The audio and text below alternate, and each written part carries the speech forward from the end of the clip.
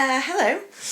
So today I'm going to talk to you about studying archaeological rats at Paleohub. I'm here representing the RATTUS project team, which is made up of all of these lovely faces and led by our PI, David Orton, who's there up at the top. So we're members of the Department of Archaeology, Biology and History, and we have specialists working using a range of archaeological science methods, all to find out more about past rats. So we are working in zooarchaeology, radiocarbon dating, paleoproteomics, isotope analysis, history, ancient DNA, and ecological modelling. So we're quite a varied bunch. Now, before we get to the past, let's start at the present. So rats are much closer to us than we realise because we don't often see or interact with them. But this is the place that I see rats most often. If you don't recognise it, it's a cycle path, very popular to get to Campus West. Anybody else seeing rats over here? I'm seeing some nods.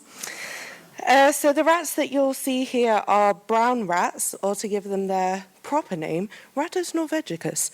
And there are an estimated 10 million brown rats here in the UK. So to put that into perspective, that's around 1 rat for every 7 people in the UK. So they're pretty well established here. But they weren't always here. The brown rat, its native range, is actually in Northeast Asia, and they didn't arrive to Europe until the 18th century. So that's only about 250 years for them to become as established as they are today. Now, because of a bit of a patchy historical record and a lack of research until this project, we don't actually know how they arrived in Europe or why they dispersed at this particular time. We aren't even sure which direction they came in.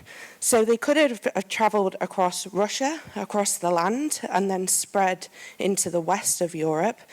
Or they could have hitched a ride on some colonial shipping routes and actually entered in the west of Europe and spread back towards the east. One thing that we do know, though, is that when the brown rats arrived, they were not the only rat in town. This is the black rat, native to southern Asia, so another non-native species. This rat is almost extinct in the UK today. But we know it arrived much earlier than the brown rat, and it was at least 2,000 years ago. So it was the black rat that the Romans, the Vikings, and the Tudors would have been interacting with in the past.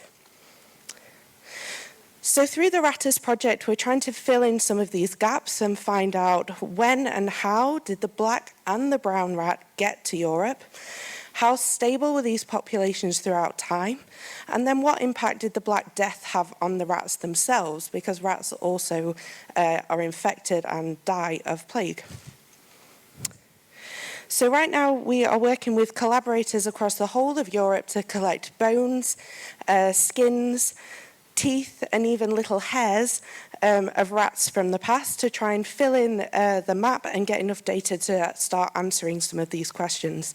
So if you were here and heard Sophia's amazing talk this morning, you have already heard all about the world of ancient DNA, but that's my specialism, so I had to include another picture of a spacesuit, so I'm there in the bottom corner.